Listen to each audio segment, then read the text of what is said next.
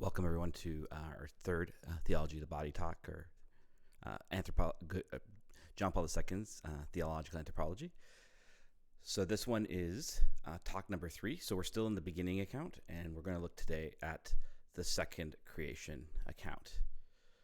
So last week we looked at how to read Scripture as Catholics, right? We remember that to read the Bible as a whole through the lens of salvation history is really vital for us.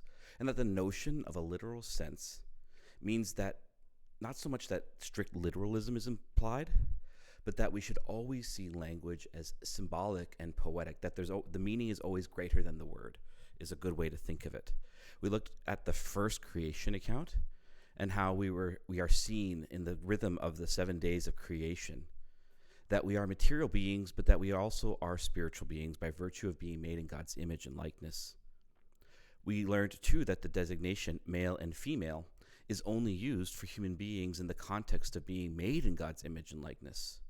So we also remember that we learned that by studying man as the image and likeness of God, we can actually get glimpses into who God is, that man is a theological object and subject. Finally, we went over how it is good that we exist, and that this is something we can know only insofar as we accept being a creature. So this week I have a couple more definition of terms, just so we can understand what John Paul II means when he used certain words. So the first one's myth. John Paul II likes to talk about the mythical element of Genesis.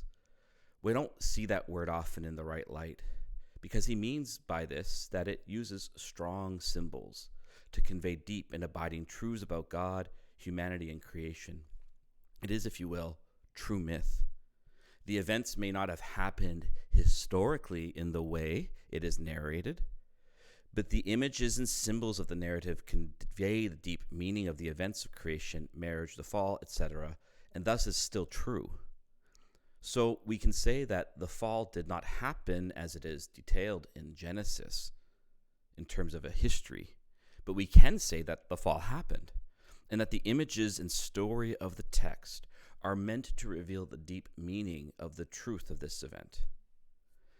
The second word to use is subjective. When he talks about subject or subjective or subjectivity, he does not mean truth that is relative or personal taste. That's often how we use the word.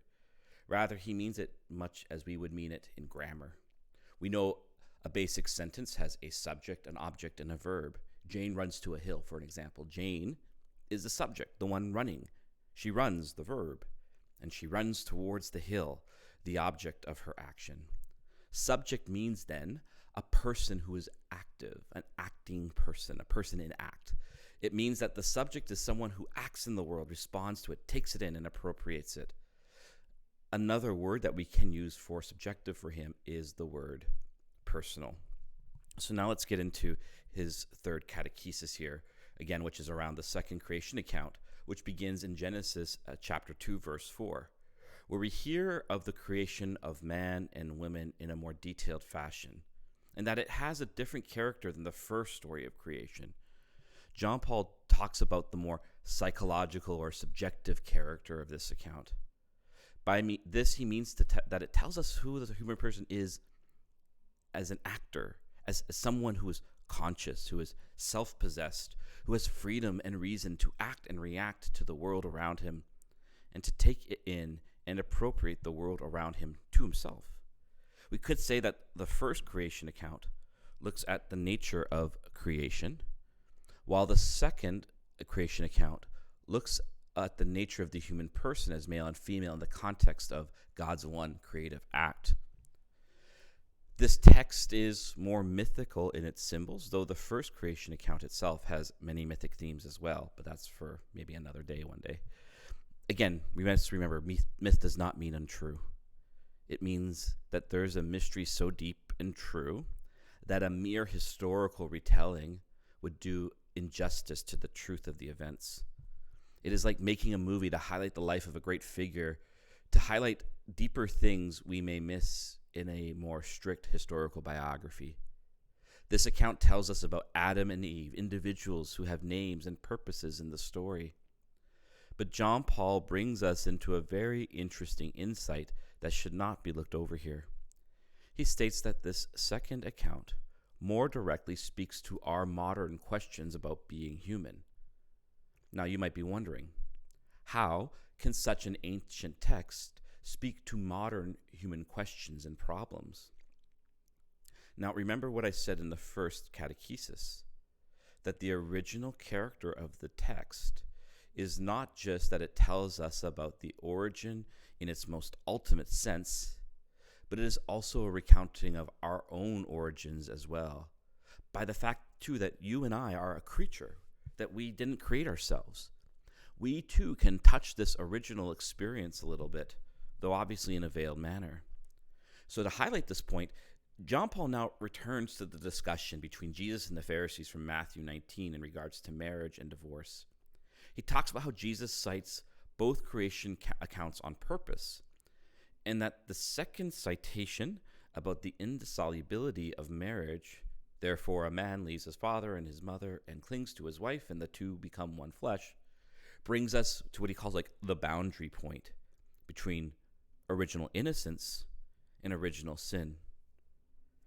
Original innocence here means that time simply prior to the fall, pre-fall man.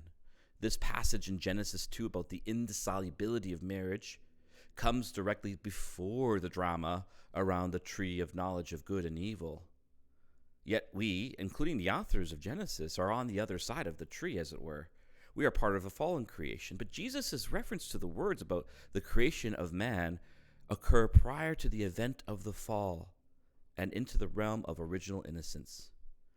Jesus' quoting of this is to state that the original plan is not completely lost. The beginning, then, can speak to our modern questions, because by rooting the question of marriage in the beginning, Jesus is stating that this is the norm for understanding who we are even after the fall, not our fallenness. Our fallenness is to be corrected and purified by our state and in the original innocence, to use that as the lens to understand who we are. In this stage, just prior to the fall, we come now to the creation of Eve. Here, the Bible does an interesting move that can be lost in the English. Prior to the creation of Eve, man is, in Hebrew, Adam, where the name Adam comes from. After the creation of Eve, though, man is referred to as male, Is, and female, Issa. The original man, Adam, thus encapsulates the whole of human nature, and human nature is only fully itself in the complementarity of male and female, and that this is intended and inscribed as good from the beginning. This difference of the sexes has not lost its goodness after the fall, though it has become distorted. Jesus then is saying that the state after the fall, such as those curses we hear about in Genesis 3, are not to be normative of human behavior. The curses are, yes, due to sin, but for sin to be overcome, we must allow the original innocence to begin to shine forth anew. This is, of course, is impossible because of our fallenness. Therefore, a new redemptive reality must come forward, the redemption of the body. Only from this perspective can Jesus' words hold weight. And we will begin to look at this. It's in Romans 8:28 when we come back next week. So, points to remember. First, the second creation account is more subjective or personalist. It deals with the nature of human subjectivity, of what it means to be a person who acts and responds and appropriates the world around them. Secondly, the mythical style is not opposed to truth, but is the very means of communicating the deepest truths about God, man, and creation. Jesus' reference to Genesis from Matthew 19, thirdly, tells us about how man related to each other as male and female prior to the fall, and that this should always be the norm for judging our conduct and understanding of marriage and the relationship between male and female. Fourth, the biblical name Adam is used for the whole of human nature, while after the creation of male and female, they are known as Is and Issa. Humanity is only truly itself when the two sexes are seen as complementary. Finally, the text speaks to our modern questions because it gets to the heart of God's plan for humanity.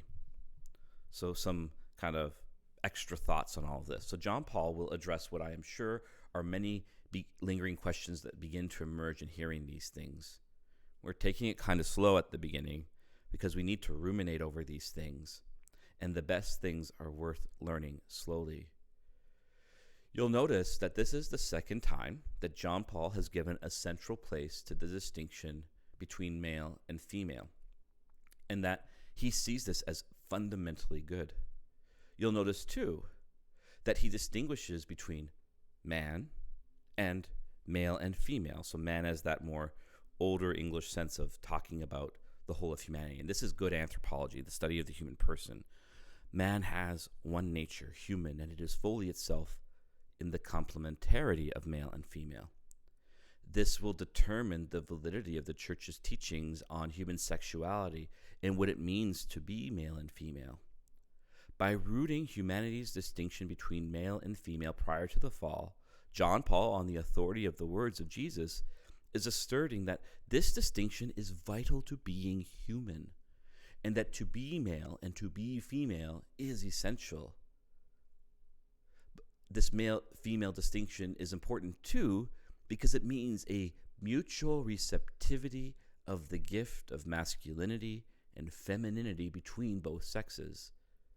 Man and woman must receive the gift of femininity and masculinity from each other in its fullest sense in order to be truly man and woman.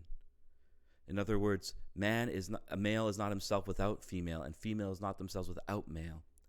This allows the two sexes to be a true gift to each other. We have not lost this important fact, and we will see him develop this over the coming weeks. But his purpose right now is really foundational. He's attempting to set up the foundation of this teaching, to develop a fundamental groundwork for Catholic moral teaching by looking at how God created man. That is, the moral truths proposed by the Church are rooted in what it means to be human as male and female, created in the image and likeness of God. This is not lost, this reality, and the Church must remain firm in her defense of these truths, while mercifully reaching out to those who struggle with them in a variety of ways. We can see this then as a little logic, if you will. This is another little addition from the Tuesday night that I didn't have in my text. The Church's moral teaching, how we ought to act with one another, is rooted in what it means to be human, thus male and female, which is then rooted in who God is and how God creates us. So this is kind of the logic tree. The Church's teachings, the Church's moral teachings, are not something created out of the blue just to control things, but they're rooted in the logic of nature. This is not how we think today. We don't think of moral things in terms of what a thing is. If I were to punch someone out of anger, for example, I don't think about how this is an affront necessarily to who they are as human beings. I do it because I'm just angry, and the consequences aren't going to be as bad as the action or something like that. So we think in these kind of consequentialist terms. For the Church's moral teaching, at the heart of it is that it's rooted in nature, in like what a thing is. We called this metaphysics last time. Who is man in relationship to God, the cosmos, etc., is vital for understanding how we act. This is so flipped in the modern world. We have a hard time understanding this. And it's one of the main reasons people kind of have a difficulty with the Church's teachings. We don't actually think according to nature. But for the Catholic, this is the beginning point of everything. So we need to keep this in mind as we continue to go through these things. I hope to have this up a bit earlier this coming week because I just got a little busy on Friday and I ran out of time. So I hope to have this up by the next one up by Thursday of this coming week. So God bless you all, and we'll see you next week.